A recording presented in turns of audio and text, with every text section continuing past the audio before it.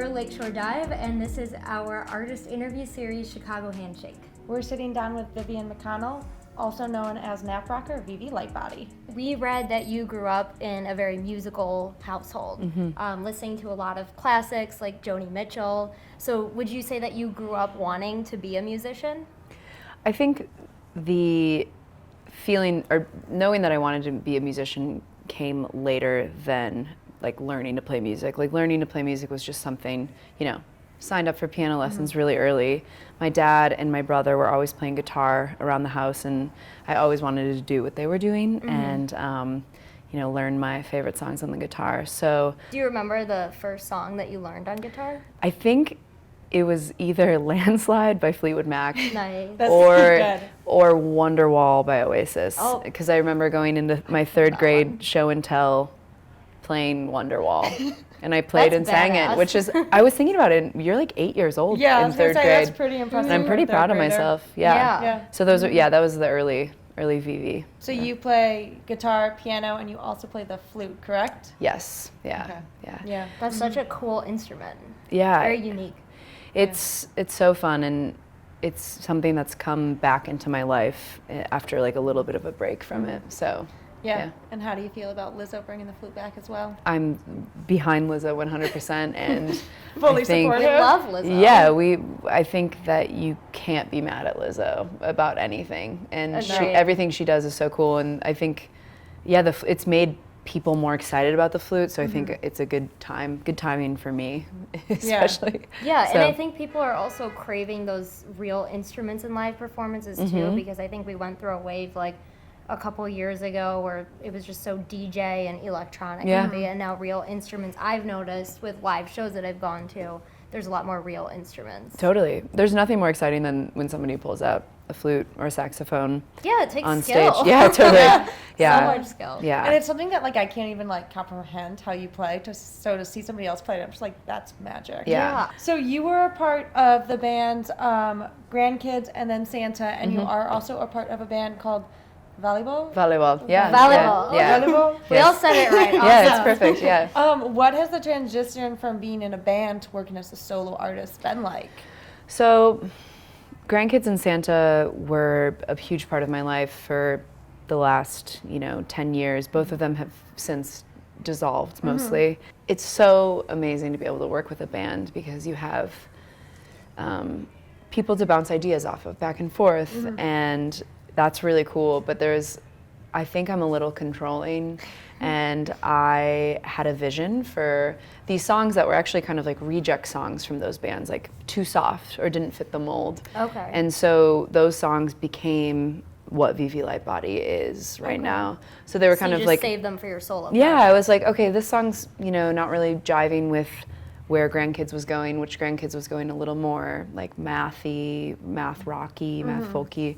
And so, I saved them and was able to turn them into Vivi Lightbody, which was really exciting for me. And it's been fun, although it's hard sometimes to not have somebody to be like, how does this sound? What do you think of this song? It's all me making the creative choices. Do you have friends that you trust that you'll just send the songs to? Yes. Thank goodness, yeah. And you embrace a lot of femininity in your work. Yeah. Within the soft sounds and then within the lyricism as well. And correct me if I'm wrong, but you used your artist name Lightbody, like that's from your grandma? Yeah. Could you talk a little bit more totally. about that? So my grandmother's maiden name is Virginia Lightbody. And, being named Vivian, and my mother's name is Victoria, and my deceased dog Val, rest in peace. So like lots of like V names happening, and I think V is just like it's a beautiful letter, right? Yeah. And evocative, and it's also like a strong letter. Yeah, it's like totally. it is. So then the double V, I wanted more of a moniker, and then I was thinking about it, and when you get married, obviously this is more of a choice now, but like my grandmother took my grandfather's name, and so I love the idea of carrying on the last name Lightbody, because I also think it almost sounds like a made-up last name. It does. And people don't believe me. They're like, that's really your grandmother's name, and I guess it's just a really Scottish name. So, Yeah. You classify your musical style as nap rock. what is nap rock? Tell us about nap rock. So nap rock is, It's a term you created, right? I think so. I'm just gonna say it. I think I invented it, but I mean, I don't think I really invented it. I think nap rock has been happening for a long time, right? I mean, there's like, it's like kind of just a subgenre of indie rock. So nap rock is just, I love rock music, and I've played in rock bands my whole life, but I wanted something a little more soft, easy on the, softer on the edges, easy on the ears, really listenable, but also, you could kind of relax too if you wanted to. But nap rock, is just like kind of like sleepy time. Like sometimes you just want to put on a record where you can chill out too. Yeah. Yeah. So your music is very contemplative and reflective. What kind of headspace are you in when you're making this music? And just take us through the process of it. Yeah, so these songs will either just like pour out of me when I'm feeling a certain way, or I sit down and I'm like, now's my time to write. So my creative process is oftentimes I have a concept that I will develop, or a phrase, or a word, maybe even just one word, and I like to write a whole song about it. Or if I'm, if something happens to me, I write very much about relationships and just kind of like moving through the world, kind of like day-to-day stuff, but mostly like relationships. Is there a reason that you use a lot of ocean and water imagery? Yeah, I'm just like, I really feel comfortable with water, and I swim also. Okay. And so I think the water makes me feel really safe. I'm really into taking baths. But I think also being from the Midwest, there's this desire to be close to the ocean.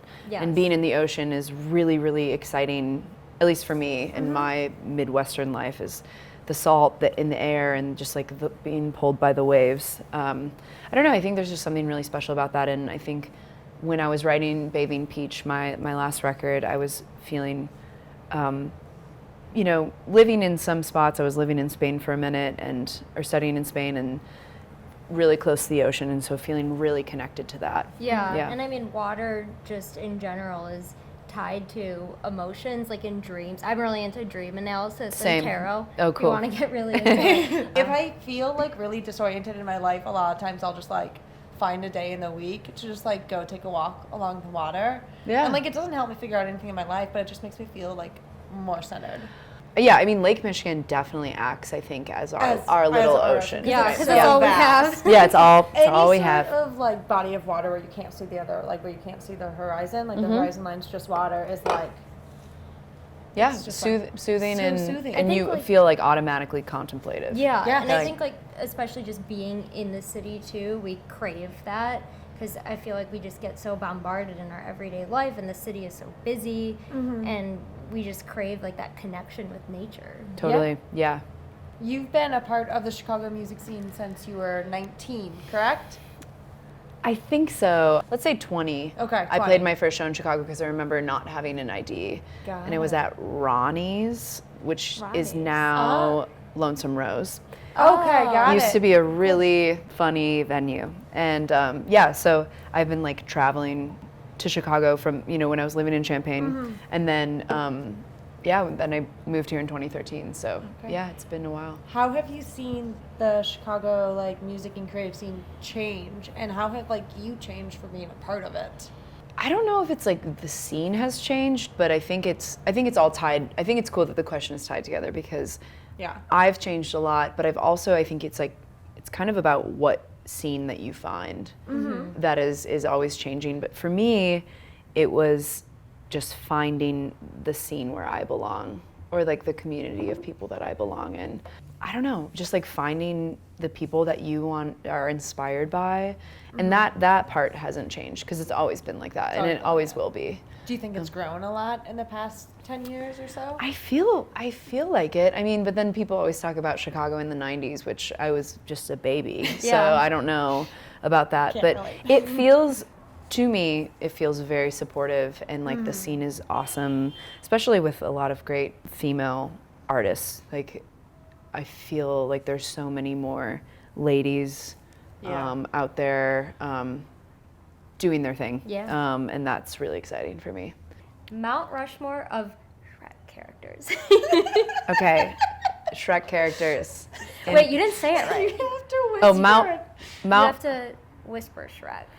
Oh, it's a weird bit that we do. shit! Yeah. I like So that. I like weird. that. Okay, Mount Rushmore of Shrek characters.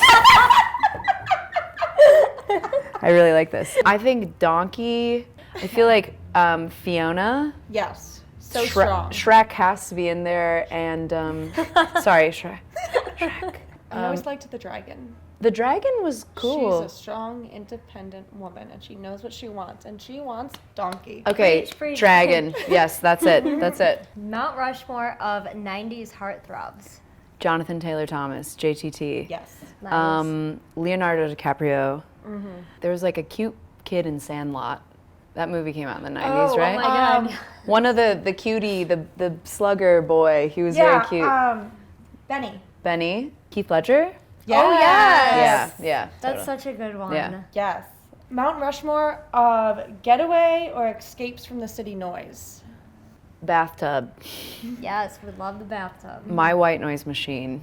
My parents' house out in the country. I love that. Out in Dixon. Out in Dixon. I just wanted to say Every it. time I Yeah. need a break, I go to my parents' house. Yeah, it's really calming. And yeah, I would say like Lake Michigan. Just Yeah. like it's a lot quieter out there.